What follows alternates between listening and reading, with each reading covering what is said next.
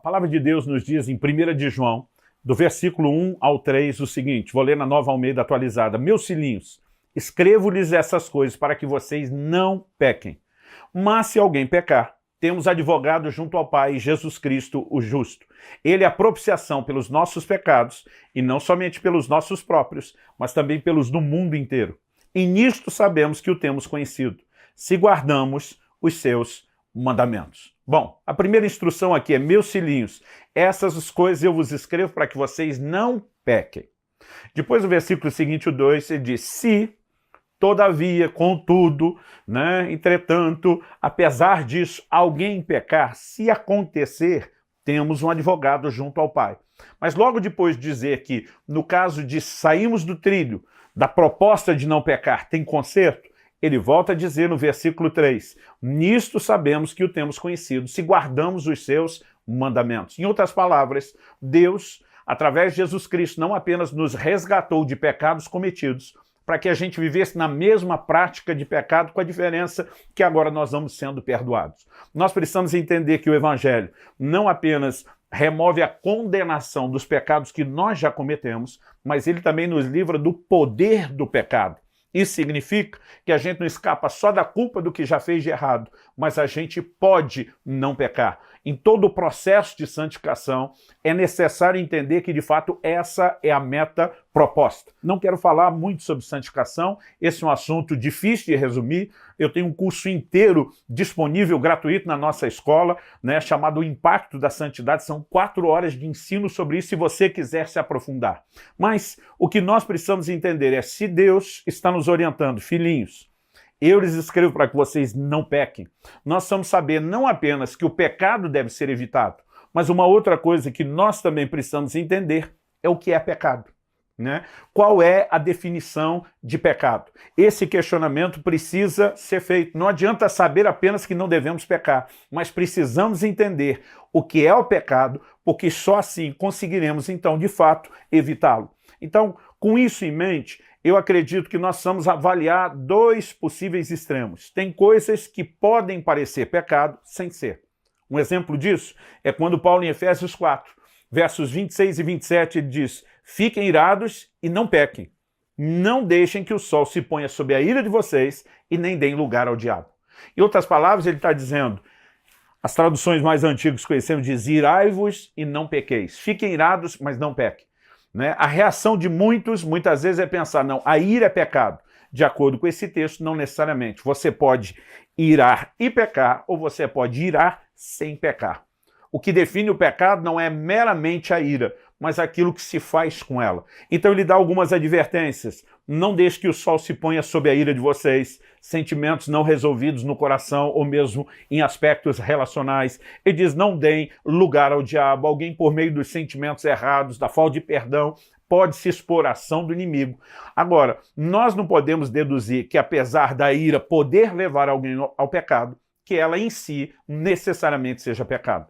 Por outro lado, existe aqueles que pecam sem ter conhecimento até mesmo que estão pecando, e pecam até mesmo pela falta justamente do conhecimento. Em 1 Coríntios, no capítulo 15, no versículo 34, Paulo diz assim, voltem à sobriedade como convém e não pequem, porque alguns ainda não têm conhecimento de Deus. Digo isso para vergonha de vocês. O apóstolo Paulo está se dirigindo aos crentes da igreja de Corinto.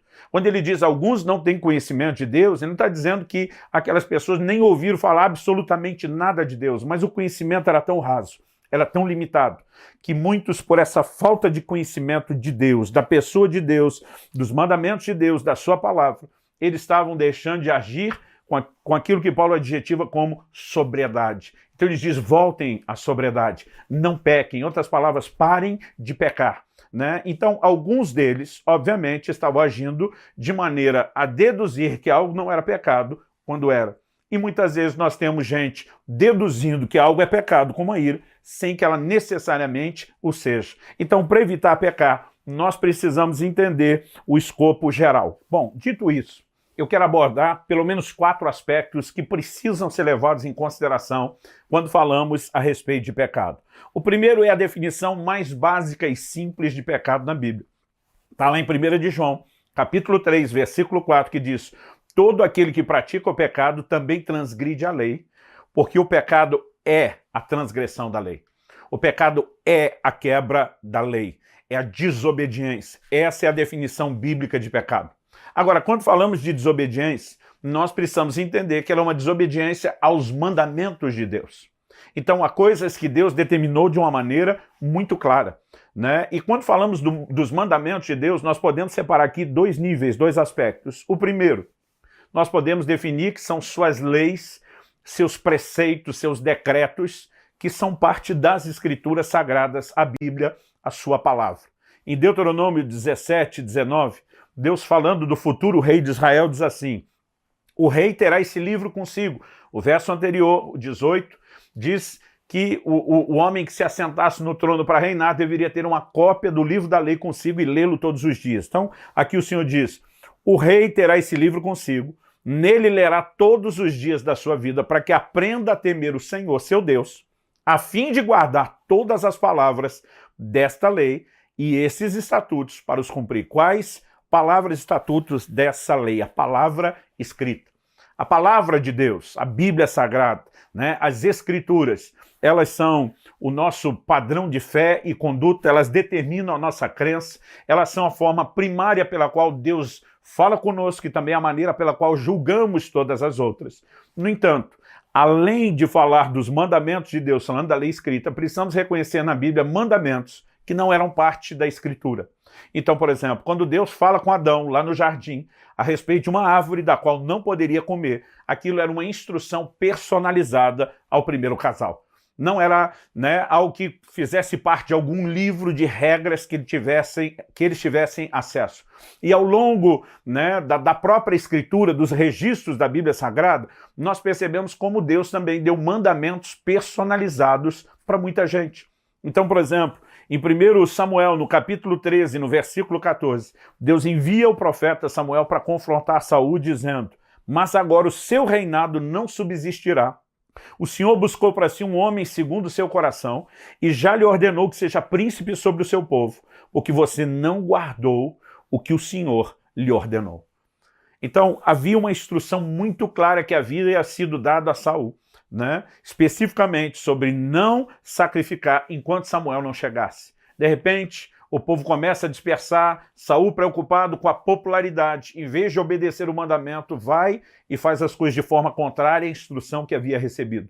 A instrução que ele recebeu não era mera e simplesmente, né, um mandamento escrito. Aquele prazo dos 7 dias foi uma palavra personalizada que Deus, por meio do profeta, havia dado a ele. E quando ele se posicionou quebrando aquela instrução personalizada, ele estava desobedecendo a Deus, ele estava pecando, ainda que não necessariamente estivesse transgredindo o mandamento das Escrituras. É importante que a gente entenda não só a definição básica de pecado, né, como a desobediência, a transgressão da lei, da palavra de Deus. E quando falamos lei, não pense você que isso se limita somente ao Velho Testamento.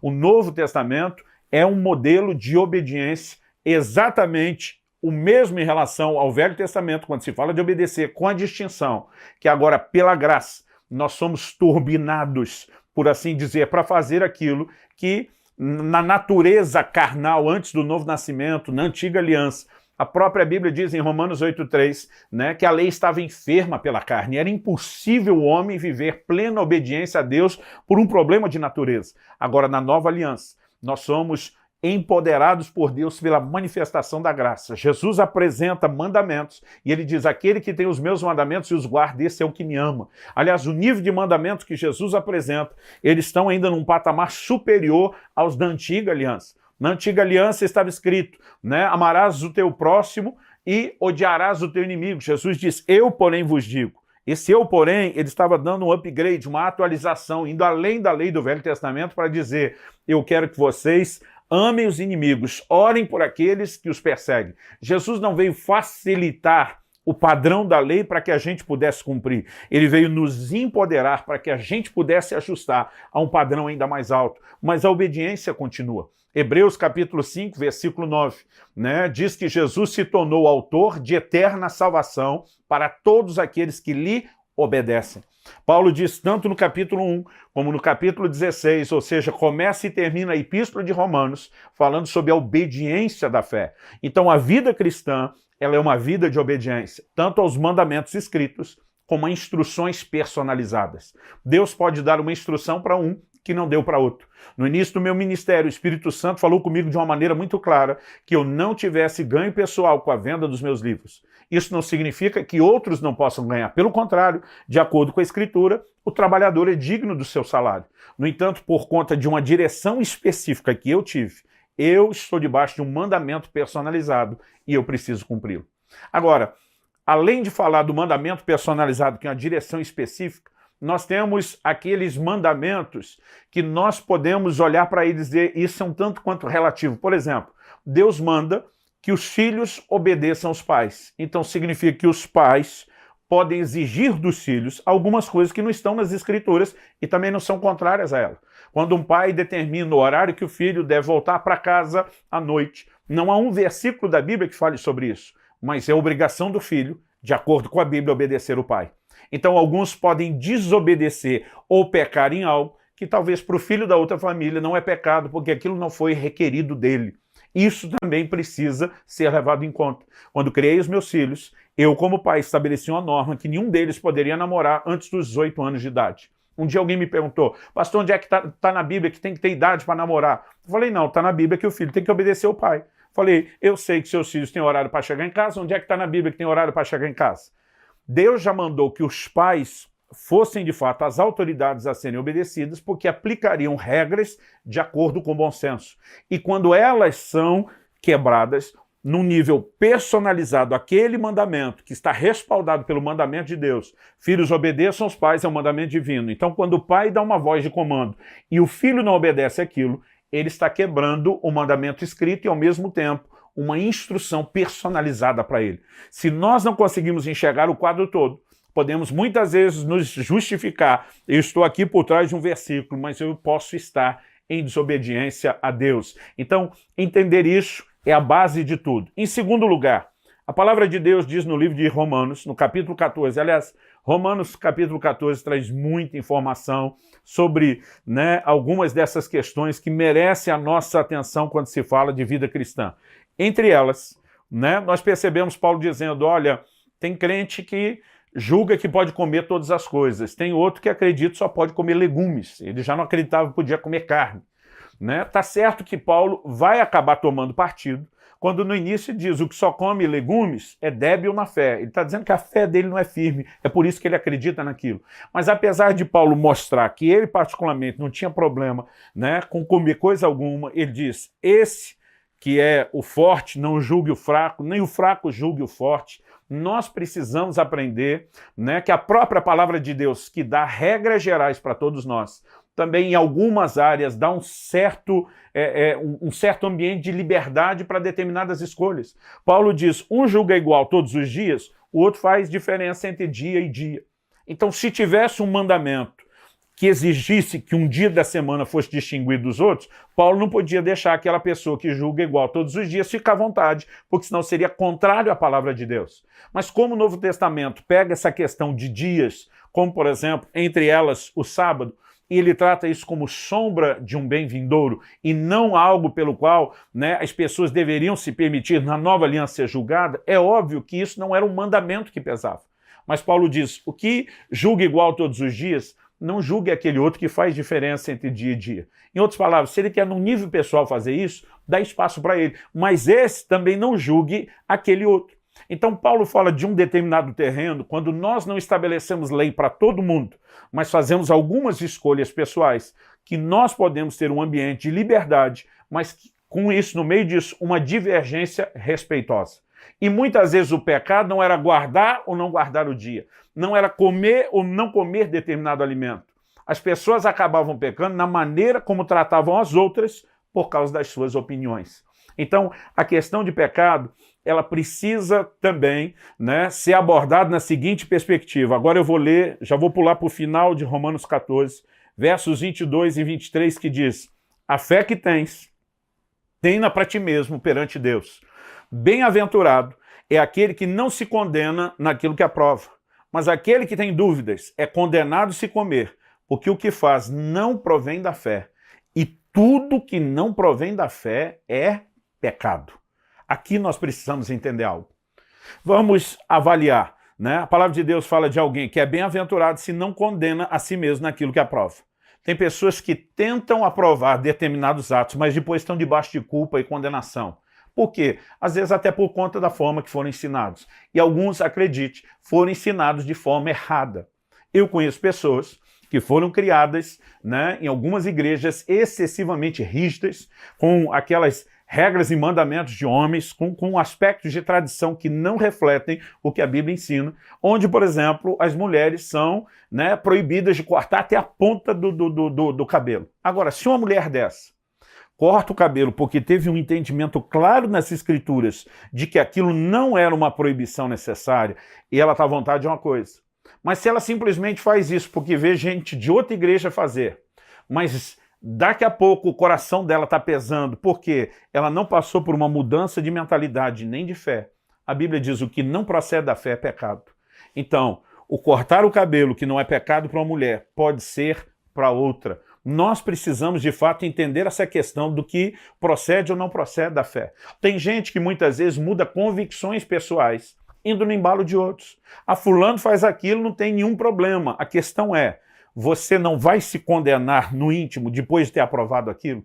As pessoas são diferentes e elas não têm que necessariamente fazer sempre as mesmas coisas. Dificilmente você vê alguém dizendo, fulano jejua mais do que eu tenho que jejuar mais. Nessa hora não tem comparação. Mas assim, fulano tem uma carga religiosa melhor, eu também posso ter, porque de acordo com aquilo que convém, às vezes nós nos espelhamos. No entanto, precisamos entender elementos que envolvem a fé do coração. Eu vejo casais no esforço de tentar definir o que é, o que não é, por exemplo, os limites da intimidade física. No meu livro, O Propósito da Família, eu dediquei um capítulo só para tratar dos limites do prazer, porque Hebreus, capítulo 13, nos fala a respeito de que nós devemos honrar o matrimônio e o leito sem mácula.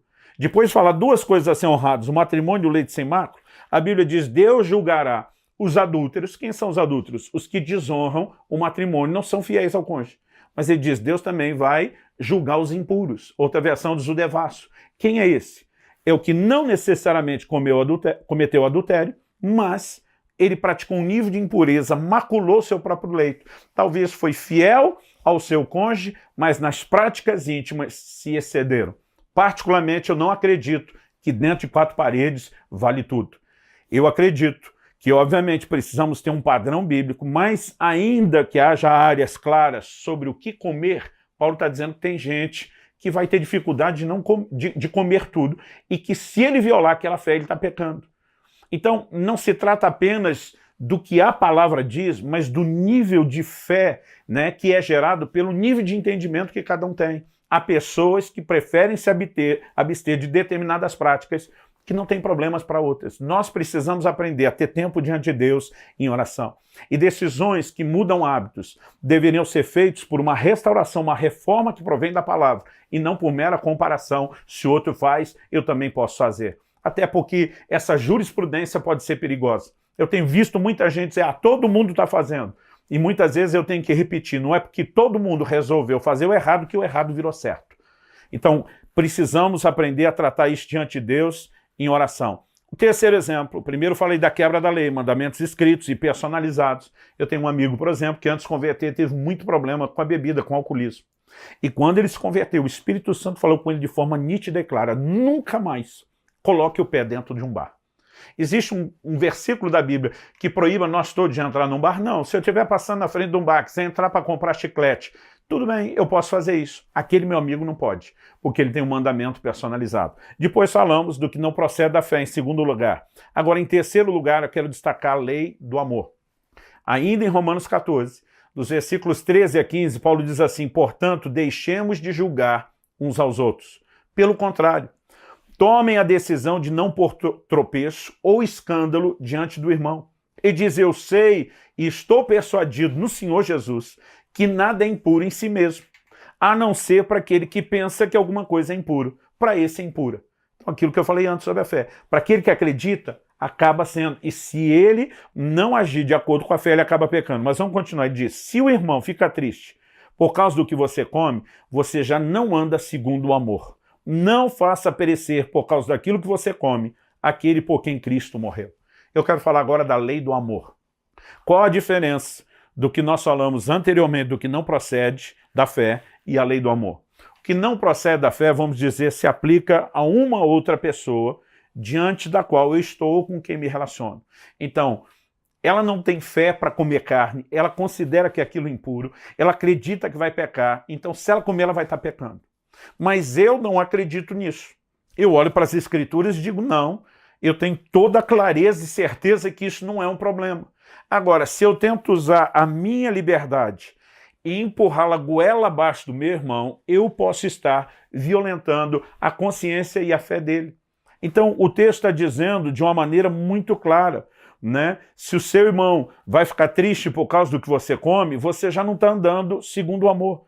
A partir do momento que você precisa tanto defender, né, aquilo que é válido para você, a ponto de não respeitar outra pessoa, você esqueceu uma lei que é a maior de todas.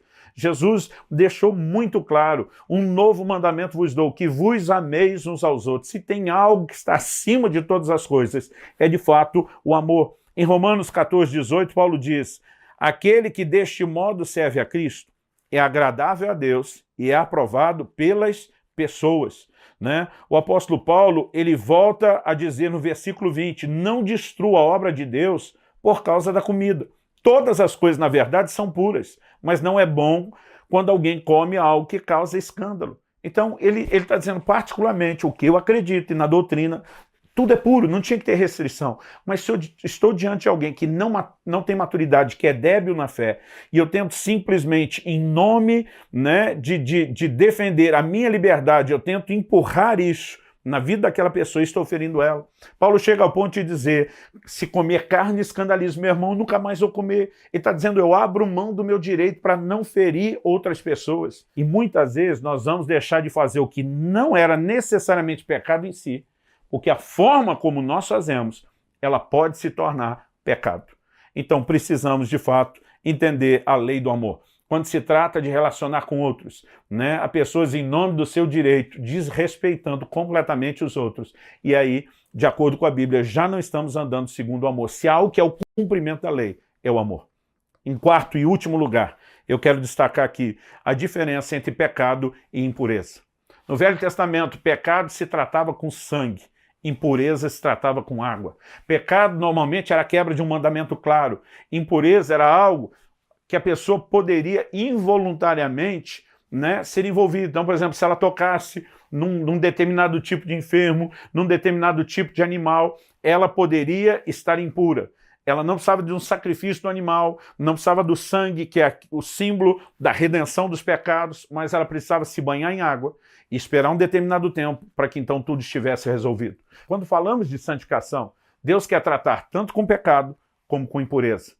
Cada um é um nível de empecilho distinto, mas ele precisa de um tratamento específico. Quando feriram Jesus na cruz, a Bíblia diz que dele saiu sangue e água. Os dois elementos que no Velho Testamento eram figuras de santificação. O sangue para a remoção do pecado, a água para a purificação. E aqui nós precisamos entender algumas coisas que realmente não são necessariamente pecado. Então, por exemplo, eu vejo gente tentando, né, estabelecer regras que nunca esteve na Bíblia. Né? Há igrejas que elas têm todo um código de conduta, e eu não estou dizendo que alguém que está debaixo de uma certa paternidade espiritual não deveria honrá-lo. Nós só não podemos confundir isso com o mandamento bíblico. Então, há discussões que já vêm de muito tempo.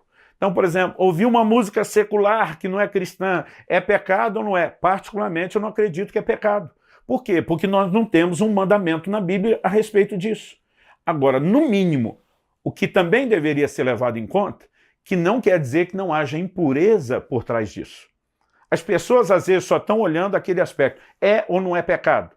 Né? Agora, tem coisas que não são pecado, mas que podem te levar a pecar e que vão atrapalhar o relacionamento com Deus. Então a pessoa passa o dia inteiro ouvindo muitas vezes músicas com valores de imoralidade, de sensualidade, de violência, e você de fato acredita que isso não vai trazer nenhum tipo de impureza, né, e atrapalhar a sua forma de se relacionar com Deus, mesmo que não seja pecado, pode ser algo que te leve a pecar.